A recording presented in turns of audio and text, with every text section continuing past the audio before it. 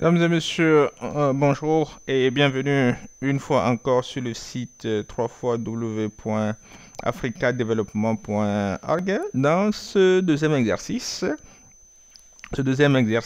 qui nous permettra d'avancer un peu plus dans les paramétrages et de commencer à dessiner d'une façon beaucoup plus précise. Nous allons découvrir ici d'autres outils. Ce que j'ai fait ici, c'est, vous voyez que le nom du fichier a changé. Donc, ce que j'ai fait ici, c'est que j'ai ouvert l'exercice précédent, qui était l'exercice numéro 1, et je l'ai sauvegardé sous exercice numéro 2. Ça, vous pouvez le faire facilement. Je suppose que vous l'avez déjà fait. Donc, nous allons prendre l'exercice numéro 1, l'exercice de base, et nous allons continuer à travailler sur cet exercice. C'est juste des petites fonctions de base qui nous permettront de nous familiariser avec des outils élémentaires que nous avons ici et que nous allons utiliser par la suite. Il est très important de bien connaître ces outils, de savoir comment les manipuler, et puis on peut très rapidement faire des dessins de plus en plus intéressants. Donc la première chose que nous allons voir aujourd'hui, c'est le zoom en fait. Le zoom qui est très important parce que il arrive souvent qu'on demande à AutoCAD de faire une fonction et il ne l'exécute pas parce que nous, dans notre idée, nous pouvons penser que ce trait, la circonférence est tangent avec ce trait, mais peut-être que pour AutoCAD, ce n'est pas le cas. Donc, il faut souvent bien zoomer pour bien voir ce que vous faites. Pour zoomer, donc, vous cliquez donc sur Vue, ok, Vue 1, et puis vous avez euh, Zoom. Ok, vous avez Zoom. Donc, il vous propose donc toute une série de fenêtres ici. Vous avez Zoom en temps réel. Zoom en temps réel qui vous permet, par exemple, de zoomer en avant. Ok, zoom avant et zoom arrière. Ok, vous zoomez en temps réel. Très pratique. Vous pouvez faire également du zoom précédent. Donc, vous avez sur Zoom. Donc, si vous cliquez sur Zoom et puis vous faites je suis pas sorti de la commande. Donc, zoom précédent, il repositionne le dessin sur euh, sa configuration précédente. Donc, je peux cliquer sur zoom, AutoCAD vue 1, zoom et puis précédent. Bon, il ne me répond pas en tant que tel, mais c'est pas grave, on peut toujours se retrouver. Vous pouvez faire U, vous validez pour annuler une commande que vous avez fait. Vous avez fait une commande précédemment. Je reprends ceci, je fais zoom et je vais faire un zoom comme ceci par exemple. Je vais zoomer cette partie. C'est une action que j'ai fait. N'importe quelle action que vous faites en AutoCAD, vous pouvez annuler cette action en appuyant sur U et puis vous validez. Donc vous voyez bien le U ici. U comme undo. OK, et vous validez. C'est la version des commandes anglaises qui sont toujours valables dans la version française. Donc vous annulez cela. Vous pouvez faire également, je reste dans le zoom, hein, donc au lieu de cliquer zoom ici, vous pouvez rentrer également Z simplement. Vous avez ici, ou zoom complètement au clavier, vous tapez Enter. Quand vous voyez, donc il vous propose les options de zoom que vous avez également dans la commande. Donc je fais zoom ici pour voir juste quelques détails. Et puis si je veux revenir dans la fonction précédente, je fais encore Z Enter et puis je clique sur T pour zoom tout en fait. Tout. Donc zoom tout, il me fait voir tout. Donc ça c'est les fonctions de zoom. Je vous conseille de jouer avec. Vous avez zoom avec une fenêtre que j'ai fait, zoom dynamique, zoom avec l'échelle pour l'impression, zoom avant, zoom arrière. Ces fonctions sont très pratiques en fait en AutoCAD. Donc on va zoomer un tout petit peu sur notre dessin pour continuer à travailler. Donc, euh, une chose que nous avions vue précédemment, je vais encore zoomer pour montrer plutôt cette partie d'abord. Zoom, voilà cette partie. Les grilles, on a vu. Et vous appuyez sur F9, vous voyez bien les séries de points. Je me déplace facilement entre ces points, mais si j'appuie sur F9, j'active la fonction accrochage. Et donc là, je ne peux que me déplacer horizontalement ou verticalement, mais en plus avec un pas de 10 mm. Parce que c'est le pas que j'avais défini euh, dans l'accrochage. Les grilles sont définies à 10 mm et j'ai défini le pas également de 10 mm. Si j'ai défini le pas de 5 mm, donc je peux sauter au milieu des grilles. Ok, je peux aller au milieu de chaque des grilles. Mais comme j'ai accordé les grilles avec l'incrémentation des grilles, le pas des grilles avec le pas de l'accrochage, voilà, je peux m'accrocher. Donc F9, ok, pour sortir. Et vous avez la même chose ici. Vous avez les grilles qui sont actives ici. Et vous avez l'accrochage également aux objets qui est actif ici dans le dans la barre d'état. Ok. Je vais faire un zoom tout. Voilà, on voit tout. Je vais montrer également une fonction qui est la fonction panoramique. Ok, donc je clique sur zoom, vue 1, et puis vous avez pan qui est panoramique. Et cette fonction est intéressante parce que dès que vous cliquez là-dessus, vous voyez votre curseur se transforme en main et vous pouvez déplacer votre feuille. Ok, c'est pas le dessin que vous déplacez, mais c'est toute la feuille que vous glissez sur la table. Ok, voilà, déplacement panoramique. Pour sortir, vous cliquez sur le bouton droit et puis quitter. Et vous sortez de cette fonction. Bon, donc ce que nous allons faire, c'est dans outil 2. Dans outil 2, nous avons vu les grilles et l'accrochage objet. Dans accrochage aux objets, vous voyez bien que j'avais activé des cases qui sont activées par défaut en fait chez AutoCAD. Vous pouvez modifier ces cases. Vous avez extrémité qui vous permet en fait d'accrocher l'extrémité d'une entité existante. C'est-à-dire ici par exemple vous avez la pointe, l'extrémité du trait ici. Vous pouvez l'accrocher. Vous pouvez également accrocher le milieu. Ok, ici c'est milieu. Vous pouvez accrocher le milieu de ce trait par exemple. Ok, si vous activez cela, vous avez l'intersection. Donc ici, j'ai l'intersection de deux traits. Je peux accrocher l'intersection pour dessiner un trait à partir de cette intersection. Le centre, par exemple, ainsi de suite. Ce sont des fonctions qui sont très intéressantes. Donc ici, on va voir une façon alternative, même en dessinant. Je garde ici extrémité et nous validons et on va voir comment est-ce qu'on peut s'en servir. Donc je vais dessiner un trait. Je reste toujours sur la couche face contour. Je dessine donc une ligne.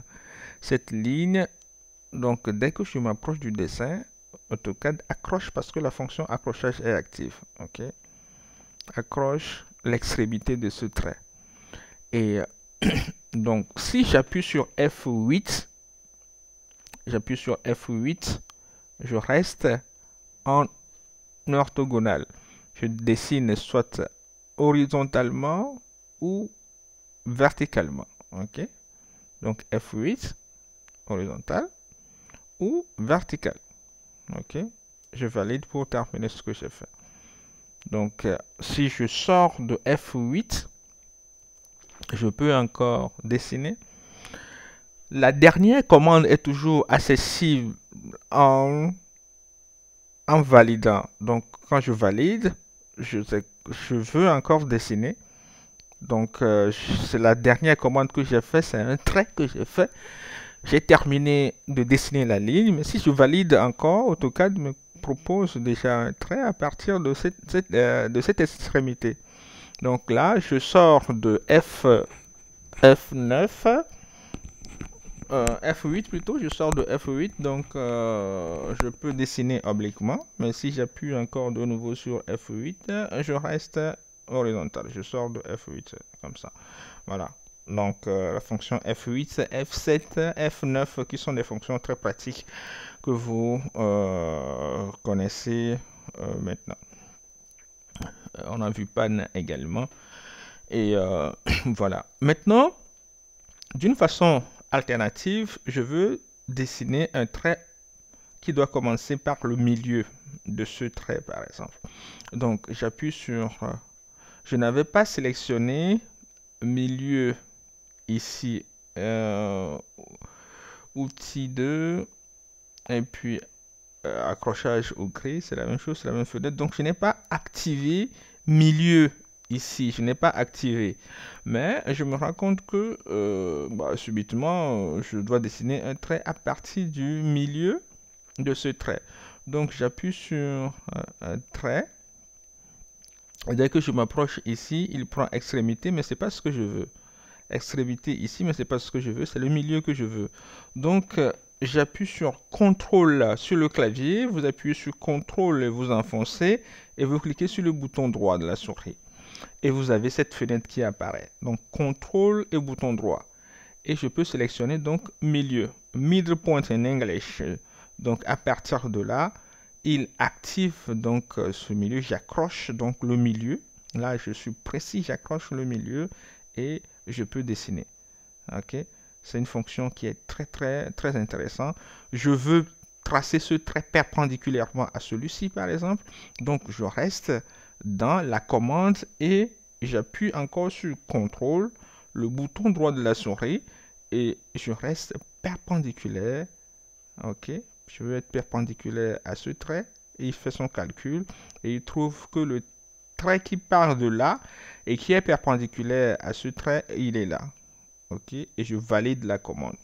Je viens de tracer un trait du milieu de celui-ci et qui est perpendiculaire à celui-là.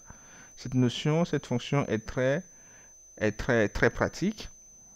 Ok, et je vous conseille de l'utiliser et de vous familiariser avec cela. On peut également faire la même chose en traçant un trait.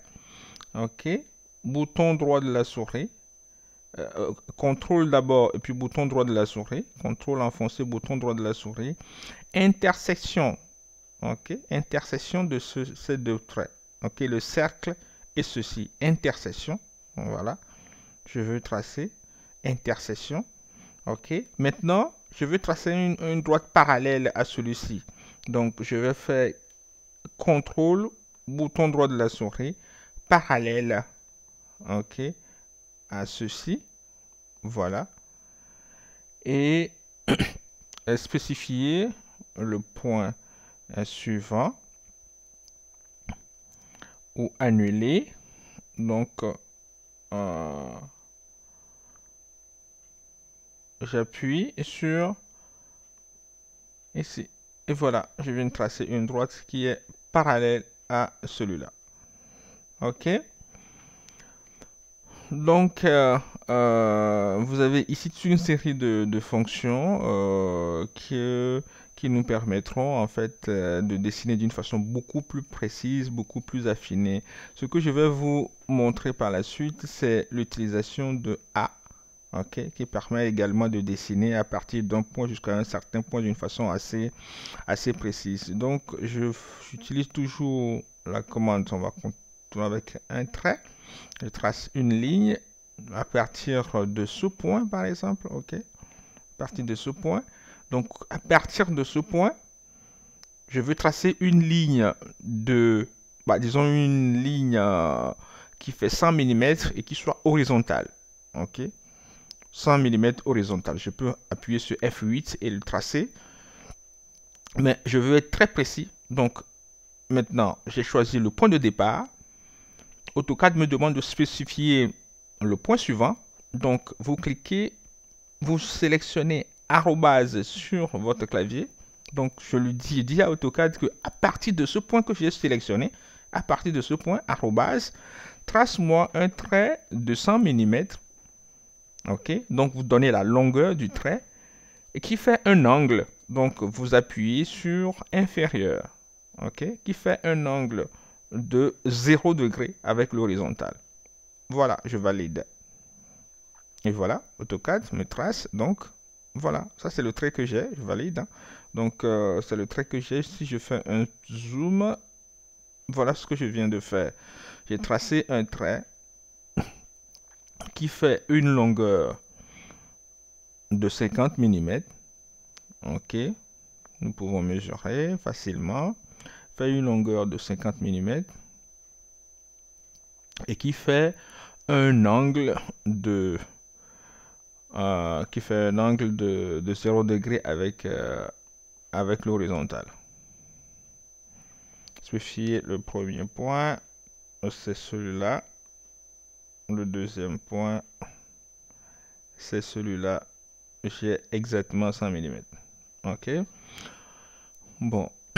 Et qui fait un angle 0 avec l'horizontale.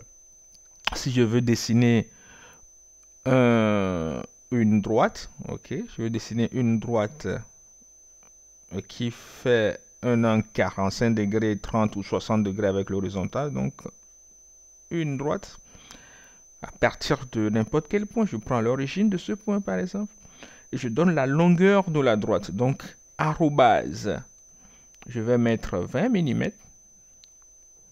ok, et qui fait un angle, donc inférieur à 45, ok, donc à partir du point que j'ai choisi, un angle, à partir du point que j'ai choisi, un angle de une commande qui est rentrée dans mon travail. Donc, à partir de ce point, donc, arrobase, ok, je vais annuler la commande pour commencer. Donc, une droite à partir de ce point, la longueur 20 mm. Donc, à partir de ce point, vous faites arrobase, vous rentrez la longueur 20 et puis inférieur et vous indiquez votre angle 45. Vous ne mettez pas le degré. Voilà. OK, je valide. Donc, je viens de tracer à partir de ce point une droite de 20 mm faisant un angle de 45 degrés avec l'horizontale. Cela vous permet d'avoir des valeurs très précises. On va faire un zoom pour tout ça. Zoom tout pour afficher tout. Voilà. Zoom pour afficher tout. OK. Donc, nous venons d'apprendre toute une série de façons de faire des traits, de dessiner d'une façon beaucoup plus précise, qui sont des entités à utiliser par la suite. Dans le prochain cours, nous allons plutôt étudier d'autres outils, les outils qui sont dans la boîte de modification. Donc, vous pouvez vous familiariser avec le tracé des rectangles, des cercles, des arcs par exemple. Okay. Vous pouvez tracer un arc à partir de 3 points, un arc de cercle à partir de ce point qui passe par ce point également et qui va passer par exemple par ce point. Okay. Donc, vous avez un arc de cercle très facile. Terminez la commande. Vous pouvez prendre cet arc par exemple et modifier. Vous pouvez apporter des modifications, okay, à faire des stretch, par exemple, sur cet arc. Ok, voilà.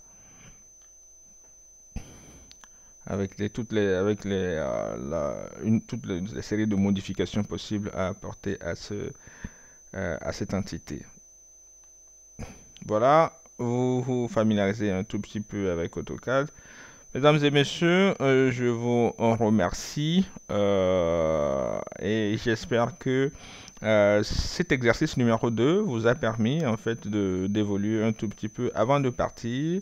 N'oubliez pas de sauvegarder votre exercice que nous allons rappeler prochainement et sur lequel nous allons continuer à travailler. Je vous remercie.